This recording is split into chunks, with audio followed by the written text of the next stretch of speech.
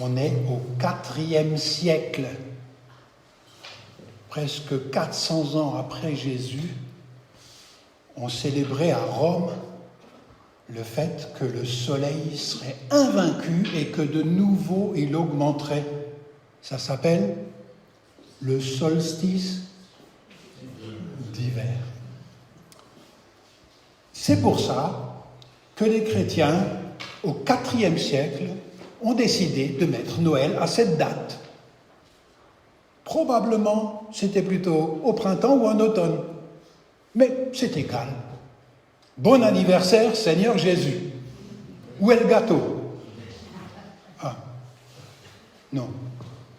On n'a pas l'habitude de mettre un gâteau. Alors, longtemps plus tard, au XVIe siècle, au XVe, près de Célestat, on a représenté le Seigneur Jésus par un sapin. Et on a posé tout naturellement les paquets sous le sapin. Qui est-ce qui a déjà donné des cadeaux au Seigneur Jésus dans l'Évangile? Les mages. Les mages. Donc vous voyez, c'est symbolique, d'accord? Pourquoi un sapin et pourquoi pas un saule pleureur? Parce qu'il garde les aiguilles. Bon anniversaire, Seigneur Jésus. Pour qu'on souhaite un bon anniversaire, il faut qu'il soit vivant, non? Sinon, vous fêtez encore l'anniversaire de vos arrière-arrière-grands-pères, vous, ou grand-mères? Non, hein? Parce qu'ils sont morts. Mais le Seigneur Jésus est vivant. Bon anniversaire, Seigneur Jésus. Et comment ça se fait que c'est vous qui recevez les cadeaux et pas le Seigneur Jésus?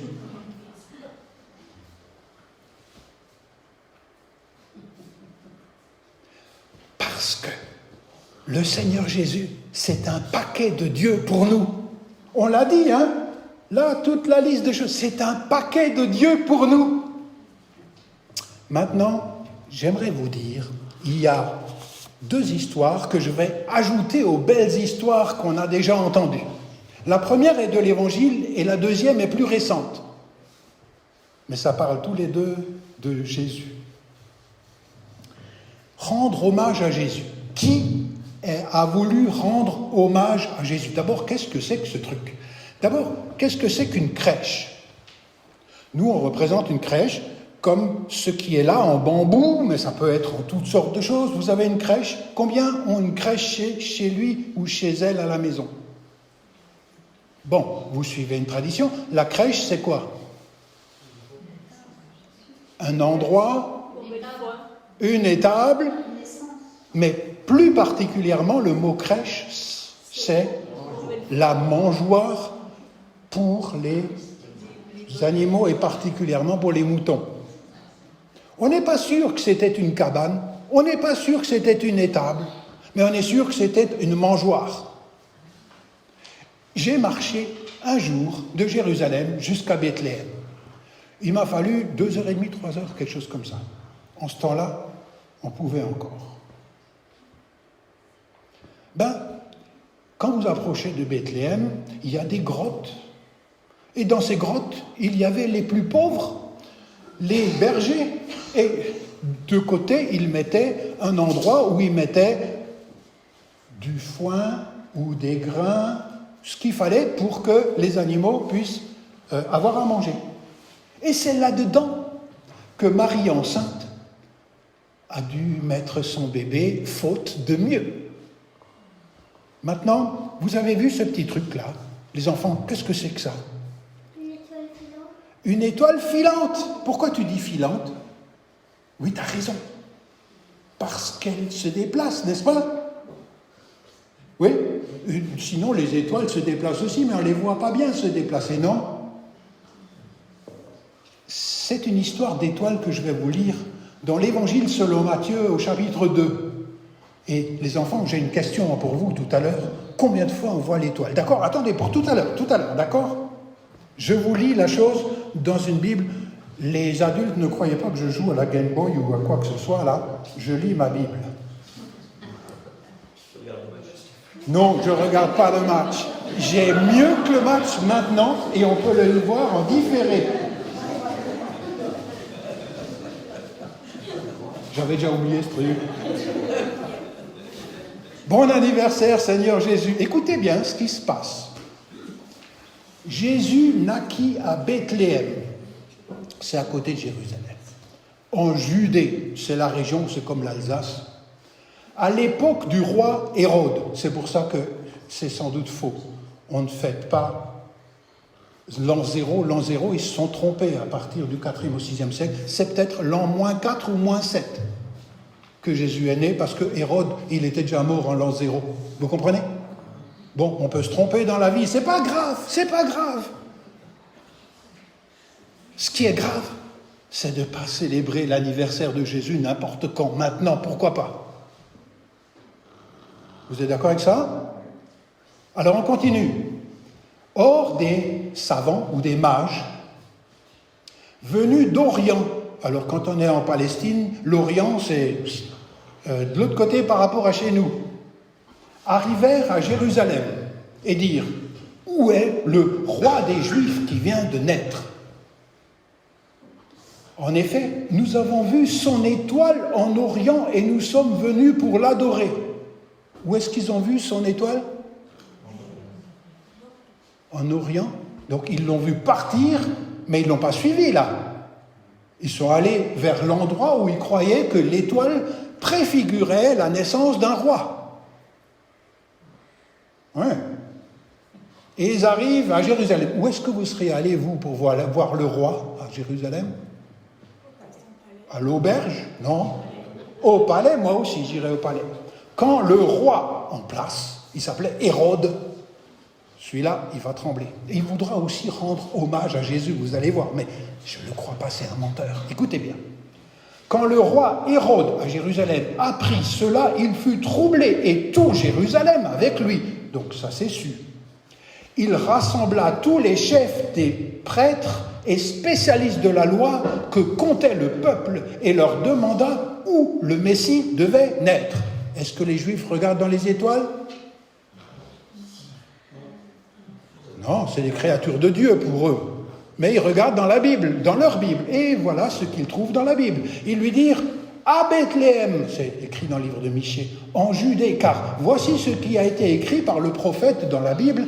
Et toi, Bethléem, terre de Juda, tu n'es certes pas la plus petite parmi les principales villes de Juda, car de toi sortira un chef qui prendra soin d'Israël, mon peuple. Point. Citation, voilà ce que dit la Bible. Alors Hérode, le roi, qui n'aime pas avoir de la compétition. Alors Hérode fit appeler en secret les mages, les astrologues si vous voulez. Il s'informa soigneusement auprès d'eux du moment où l'étoile était apparue. À quel moment? Parce que le moment où ça apparaît, c'est là que le roi est né. Puis il les envoya à Bethléem en disant: allez prendre des informations exactes sur le petit enfant. Quand vous l'aurez trouvé, faites-le moi savoir afin que j'aille moi aussi l'adorer.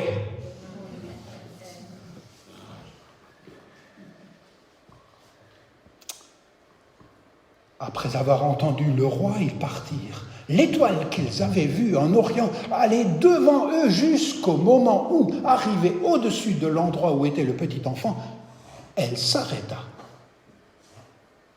Quand ils aperçurent l'étoile, ils furent remplis d'une très grande joie. Ils entrèrent dans la maison, virent le petit enfant avec Marie, sa mère, se prosternèrent et l'adorèrent.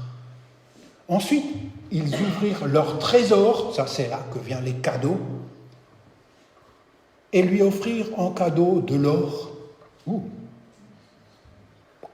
de l'encens, et de la myrrhe. La myrrhe, c'est plus problématique. Puis, avertis dans un rêve de ne pas retourner vers Hérode. Pourquoi pas retourner vers Hérode?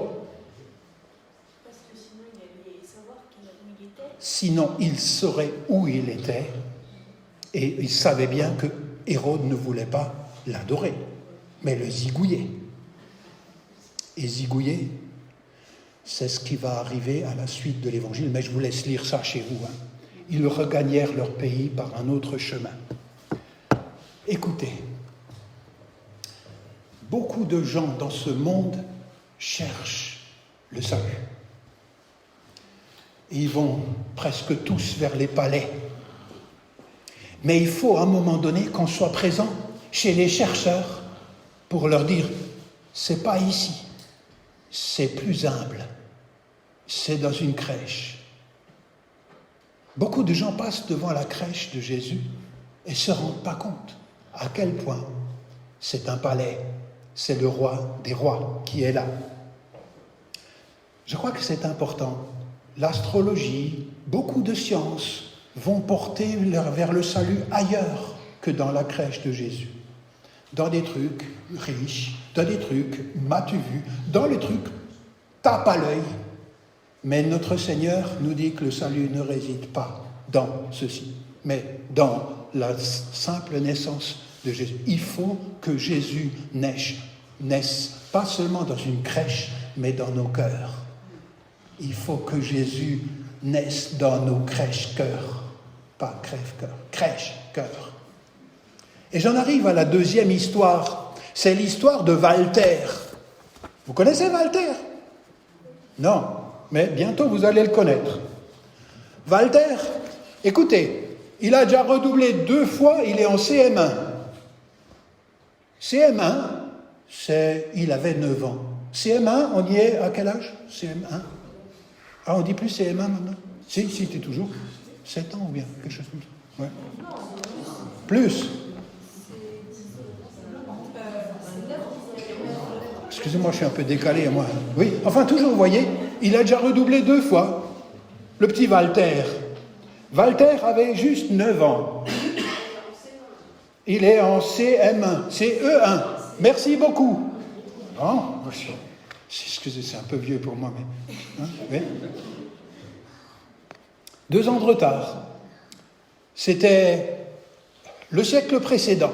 Et dans le siècle précédent, on avait beaucoup dans les villages des représentations de la nativité, de la crèche de Noël, même des fois à grande échelle. Et les enfants de l'école aussi devaient participer à cette crèche.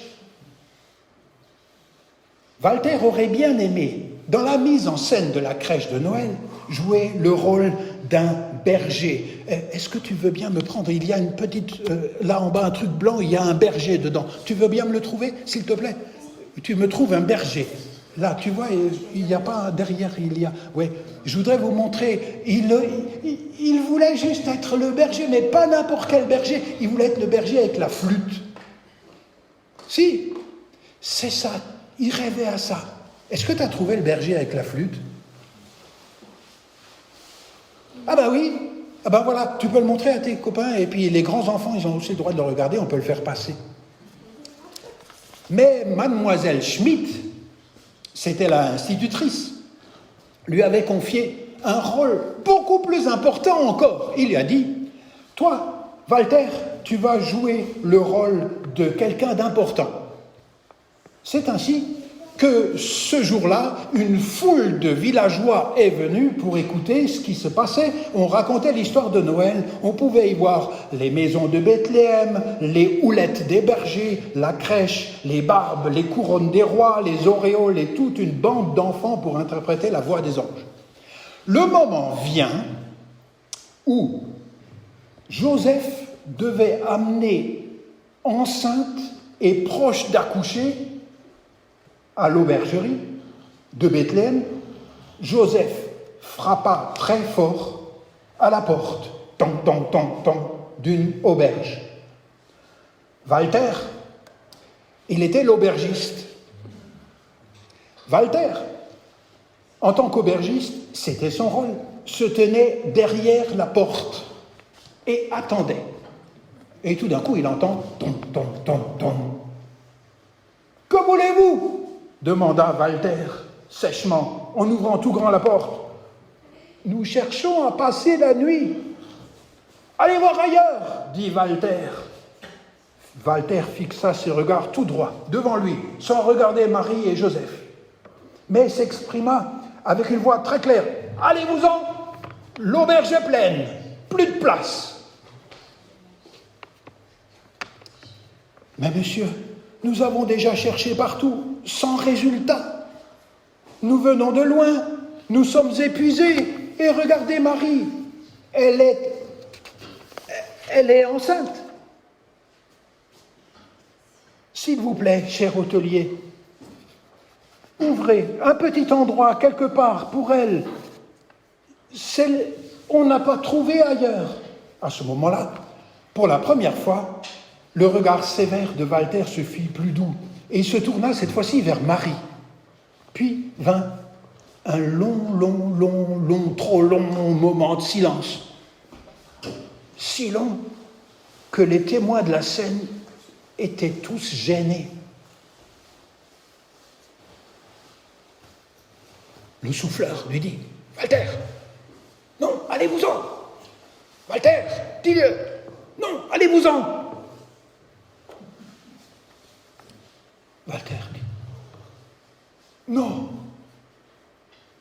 allez-vous-en ! » Alors, comme prévu, tout triste, Joseph plaça son bras autour des épaules de Marie et Marie pencha sa tête sur les épaules de son homme. C'est ainsi qu'ils poursuivirent leur route en recherche d'un autre abri quelconque, quelque part.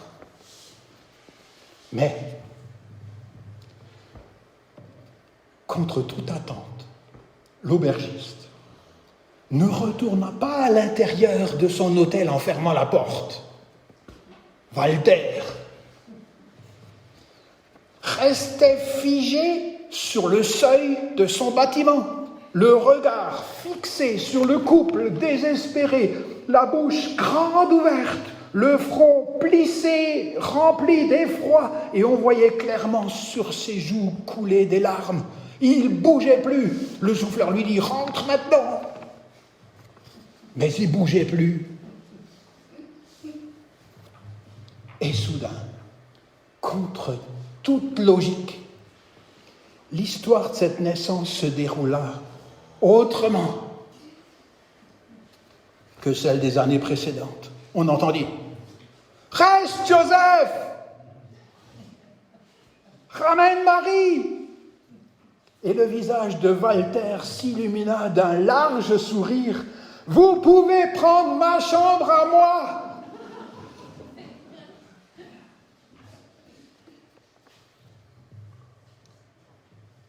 Certaines personnes, dont M. le curé et M. le pasteur,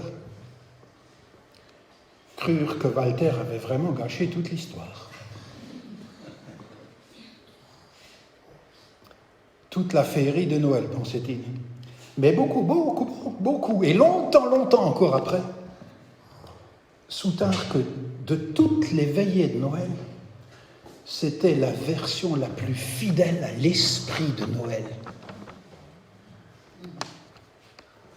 Vous pouvez occuper ma propre chambre. La belle leçon de cette histoire, c'est vraiment que Walter s'est tellement identifié à cette mise en scène, tellement imprégné de son histoire qu'il n'a pas pu s'empêcher d'exprimer ce que Dieu a fait pour nous, c'est l'accueil. Et il avait compris Noël. Envers ces nouveaux venus dans le besoin, à la place de continuer à jouer le rôle de l'hôtelier cruel qui renvoie Marie sur le point d'accoucher, il les invite à passer la nuit chez lui. Alors oui, c'est vrai, on pense à d'autres. Les enfants de réfugiés qui doivent fuir leur maison. Marie et Joseph sont venus à Bethléem pour quelques jours, mais certains réfugiés sont là pour longtemps. Pas parce qu'ils préfèrent, mais parce que c'est l'enfer, là où ils viennent. Je connais des personnages qui ont une maison en dessous d'un studio qu'ils ont aménagé, où ils accueillent des Syriens ou d'autres. Ils ont en tout cas un cœur pour un cadeau pour Jésus. Et ils savent que le meilleur cadeau à faire pour Jésus, c'est d'aider les prisonniers, c'est d'aider ceux qui ont faim, c'est d'aider ceux qui ont soif. Bon anniversaire, Seigneur Jésus. Un seul verset. Jean 1, verset 12, à tous ceux qui l'ont reçu. la parole qui s'est faite homme, à tous ceux qui l'ont reçu. Il a donné le pouvoir de devenir des humains avec la marque de Dieu. Oh, non, c'est dit. Oui, vous avez raison. Des enfants de Dieu, c'est-à-dire des humains avec la marque de Dieu.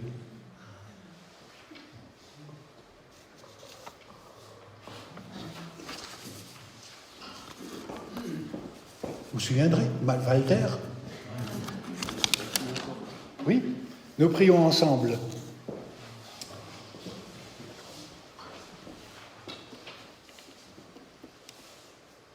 Seigneur Jésus, c'est la plus belle nouvelle dans ma vie, dans notre vie.